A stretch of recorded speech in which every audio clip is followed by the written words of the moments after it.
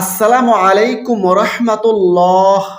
প্রিয় দর্শক, আজ সোমবার দিনে বা রাতে যে কোনো সময় ইস্তেগফারের ছোট্ট একটি দোয়া এই নিয়মে ৭০ বার পড়ুন এবং আল্লাহ তাআলার কাছে এইভাবে তাওবা করুন।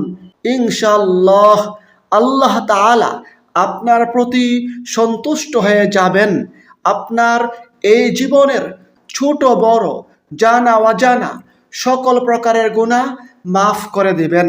এই জীবনে হাতের মাধ্যমে যত প্রকারের গুনাহ করেছেন, অন্তরের মাধ্যমে যত প্রকারের গুনাহ করেছেন, এই চোখ দিয়ে যত ধরনের গুনাহ করেছেন, এই কান দিয়ে অশ্লীল কথাবার্তা কিংবা অশ্লীল গান শ্রবণ করে যত ধরনের গুনাহ করেছেন, সকল প্রকারের গুনাহ আল্লাহ তাআলা মাফ করে দিবেন।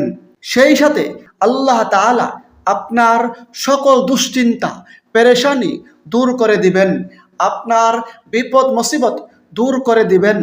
গায়েবীভাবে আল্লাহ তাআলা আপনাকে সাহায্য করবেন, আপনার ঋণ মুক্তির ব্যবস্থা করে দিবেন, বৃষ্টির ফুটার মতো গায়েবী রিজিক দান করবেন।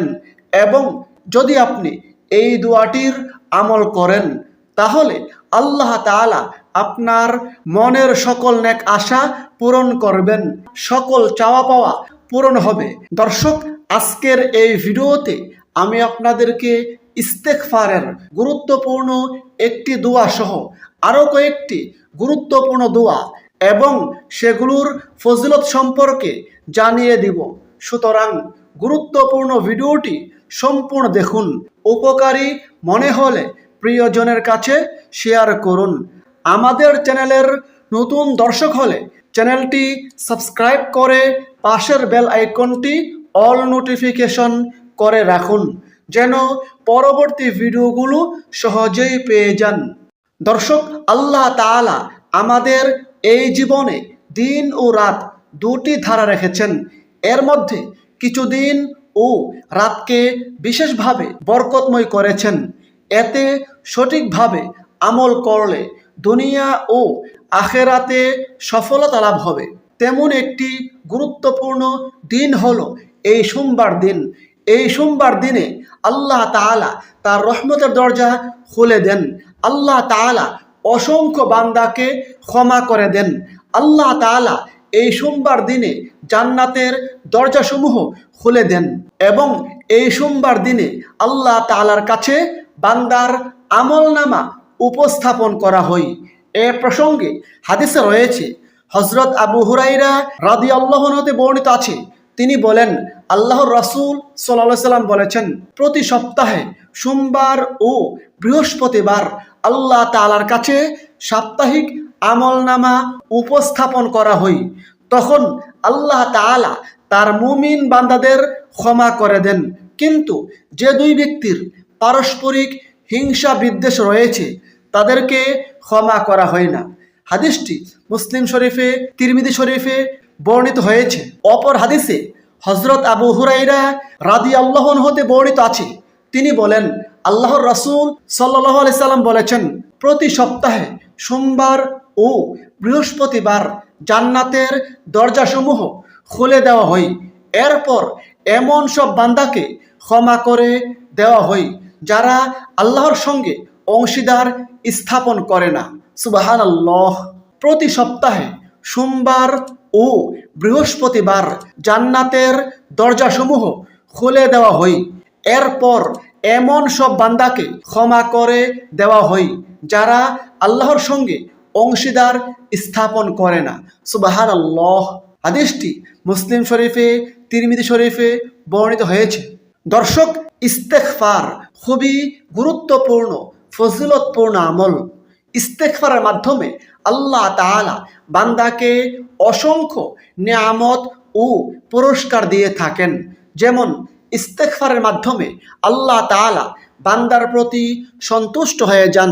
ইস্তেগফারের মাধ্যমে আল্লাহ তাআলা বান্দার জীবনের গুনাহ খাতা মাফ করে দেন। ইস্তেগফারের মাধ্যমে আল্লাহ তাআলা বান্দার সকল দুশ্চিন্তা পেরেশানি দূর করে দেন, বান্দার বিপদ মুসিবত দূর করে দেন এবং আল্লাহ তাআলা বান্দাকে গায়েবীভাবে রিজিক দান করেন। এছাড়াও আরও অসংখ্য ফজিলত রয়েছে ইস্তেগফারের আমলের মাধ্যমে।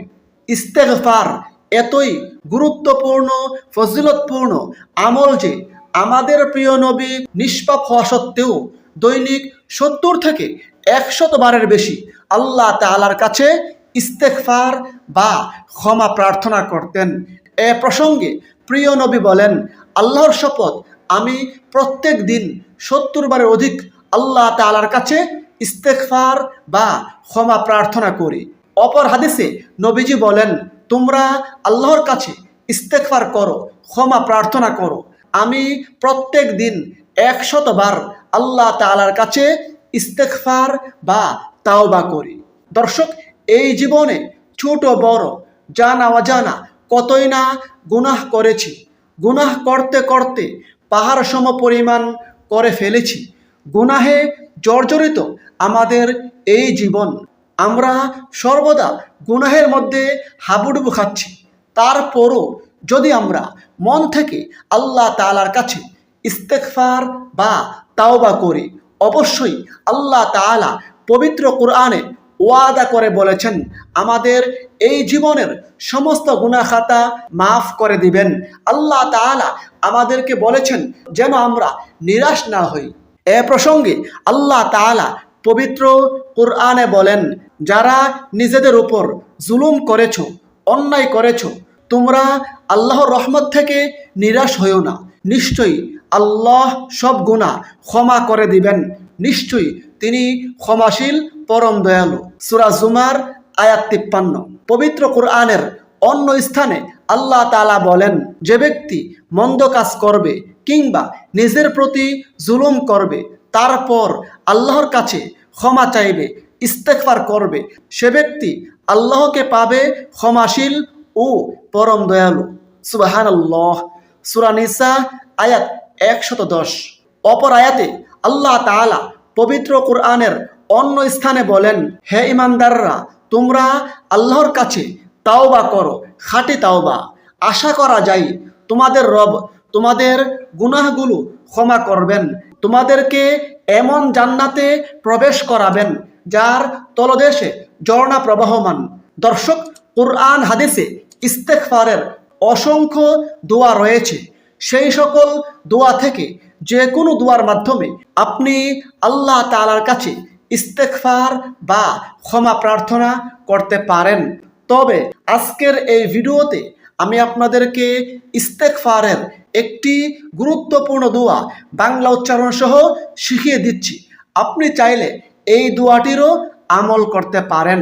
দোয়াটি হচ্ছে, আস্তাগফিরুল্লাহ আল্লাযী লা ইলাহা ইল্লা হুয়াল হাইয়ুল কাইয়্যুম ওয়া আতুবু ইলাইহি। অর্থ, আমি আল্লাহর কাছে ক্ষমা চাই, তিনি ছাড়া প্রকৃত পক্ষে কোনো মাবুদ নেই, তিনি চিরঞ্জীব, চিরস্থায়ী, এবং তার কাছে তাওবা করি। এই দোয়ার ফজিলত প্রসঙ্গে হাদিসে রয়েছে, প্রিয় নবী বলেছেন, যে ব্যক্তি এই দোয়ার মাধ্যমে আল্লাহ তাআলার কাছে ইস্তেগফার করবে, ক্ষমা প্রার্থনা করবে, তাওবা করবে, আল্লাহ তাআলা তাকে ক্ষমা করে দিবেন, যদিও সে ব্যক্তি যুদ্ধক্ষেত্র থেকে পলায়নকারীও হয়। সুবহানাল্লাহ। দর্শক, ইস্তেগফারের এই দোয়াটি পড়ার পাশাপাশি এই দোয়াটির আমল করুন। আল্লাহুম্মা কফিনি বিহালালিকা আন হারামিক ওয়া আগনিনি বিফাদলিকা আম্মান সিওয়াক।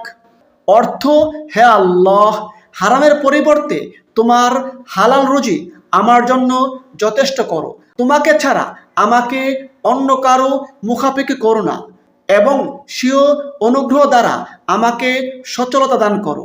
হাদিসে রয়েছে, যে ব্যক্তি এই দুয়ার মাধ্যমে আল্লাহ তাআলার কাছে সাহায্য প্রার্থনা করবে, আল্লাহ তাআলার কাছে দোয়া করবে, আল্লাহ তাআলা তার ঋণ মুক্তির ব্যবস্থা করে দিবেন, যদিও তার ঋণ পাহাড় সম পরিমাণ হয়।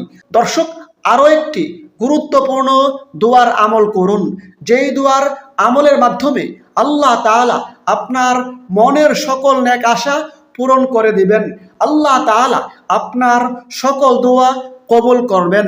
প্রিয় নবী বলেছেন, যে ব্যক্তি ইসমে আজমের মাধ্যমে আল্লাহ তাআলার কাছে প্রার্থনা করবে, আল্লাহ তাআলার কাছে কোনো কিছু চাইবে, আল্লাহ তাআলা তার দোয়া কবুল করবেন, তার মনের সকল নেক আশা পূরণ করবেন।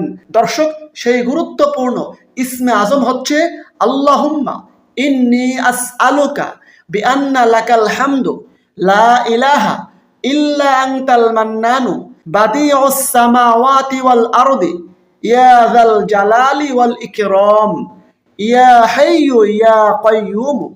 দর্শক, ইস্তেগফারের আমলগুলো কিভাবে করবেন আমি আবারও সংক্ষেপে বলে দিচ্ছি।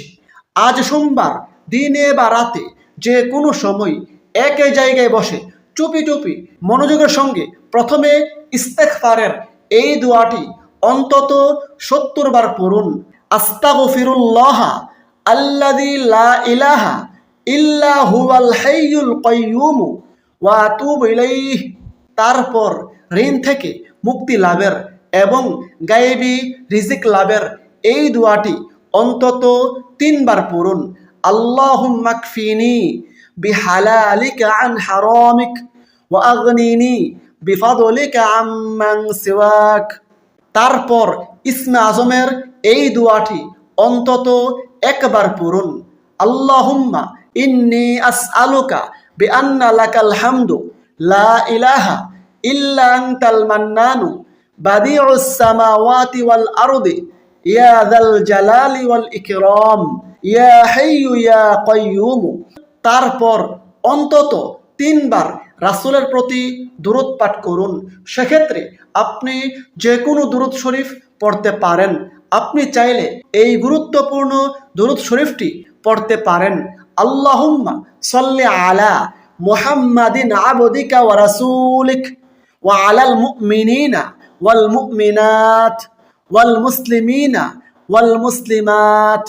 তারপর সর্বশেষে 2 হাত তুলে বিনয়ের সঙ্গে আল্লাহ তাআলার কাছে সকল গুনাহের জন্য ক্ষমা প্রার্থনা করুন। আল্লাহ তাআলা এই জীবনের ছোট বড় জানা অজানা সকল প্রকারের গুনাহ মাফ করে দিবেন। আল্লাহ তাআলার কাছে সকল প্রয়োজন তুলে ধরুন। আল্লাহ তাআলা গায়েবীভাবে আপনার সকল প্রয়োজন পূরণ করে দিবেন। ঋণ থেকে মুক্তি লাভের প্রার্থনা করুন। আল্লাহ তাআলা গায়েবীভাবে আপনার ঋণ মুক্তির ব্যবস্থা করে দিবেন। বৃষ্টির ফুটার মতো আল্লাহ তাআলা আপনাকে রিজিক দান করবেন। মনের সকল নেক আশা পূরণ করবেন ইনশাআল্লাহ। মহান আল্লাহ তাআলা আমাদের সকলকে আমলগুলো করার তৌফিক দান করুন। আমিন। আসসালামু আলাইকুম ওয়া রাহমাতুল্লাহ।